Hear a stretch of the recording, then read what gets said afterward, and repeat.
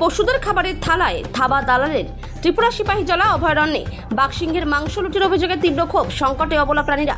ত্রিপুরার ঐতিহ্যবাহী ও একমাত্র সিপাহীজলা জেলা চিড়িয়াখানায় খাঁচায় বন্দি অবলা প্রাণীদের খাদ্য বরাদ্দ নিয়ে এক বিশাল কেলেঙ্কারির অভিযোগ সামনে এসেছে। বনের রাজা সিংহ এবং রয়্যাল বেঙ্গল টাইগারের মতো রাজকীয় মাংসাশী প্রাণীদের দৈনিক পুষ্টির জন্য সরকারিভাবে যে পরিমাণ এবং মানের গোমাংস বরাদ্দ থাকে তা একটি প্রভাবশালী দালাল চক্রের কারসাজিতে মাঝপথেই গায়েব হয়ে যাচ্ছে বলে স্থানীয় বাসিন্দা ও বন্যপ্রাণী প্রেমীদের গুরুতর অভিযোগ। এই দুর্নীতি দীর্ঘ কয়েক দশক ধরে প্রাতিষ্ঠানিক রূপ নিয়েছে। প্রশাসন ও সরকারি পরিবর্তন হলেও চিড়িয়াখানার ভেতরের এই অসাধু চক্রের কোনো পরিবর্তন হয়নি।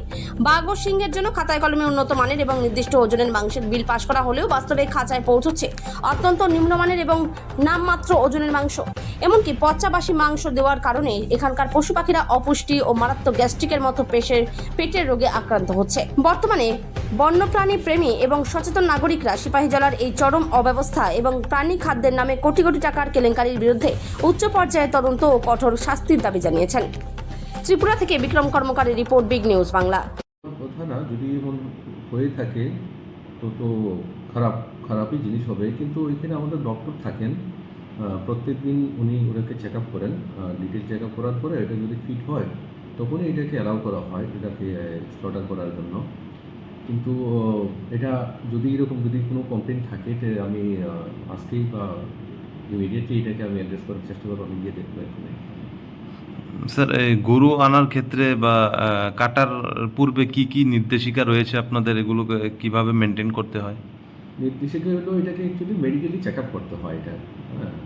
এটা কি ফিট টু স্লট করার জন্য ফিট নাকি, আর এটা কত ডক্টরই এটাকে দেন, আমাদের এখানে যে ভেটেরিনারি ডক্টর আছেন উনিই দেন এটা। ঠিক কত সময় আগে এনে আপনাদের এখানে রাখতে হয় গরুটাকে, যেটাকে কাটা হয়? অ্যাজ পার কন্ডিশনে তো একদিন আগে রাখলে ভালো, এটা অ্যাডভাইজেবল। যদি অনেক সময় সম্ভব হয় না, কারণ আমাদের এখানে এনে স্টক রাখারও জায়গা একটু কম আছে, যদিও ইনফ্রাস্ট্রাকচারগুলি এটা এখন ডেভেলপ হবে। যখন ডেভেলপ হবে তখন তো এটা আরামসে করা যাবে। তো একদিন আগে আনলে ভালো।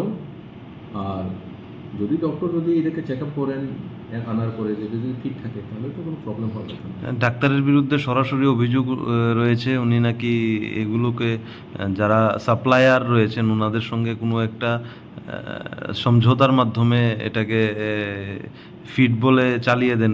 এই বিষয়টা কি আপনার নজরে রয়েছে? এইটা যে কোনো জায়গাতে কাজকর্ম যখন হয় এখানে এলিগেশন তো থাকি, মানুষ যদি এলিগেশন করলো এটাকে আমি একটু তেলে বিস্তারিতভাবে এটাকে ইনকোয়ারি করে দেখতে হবে আমার।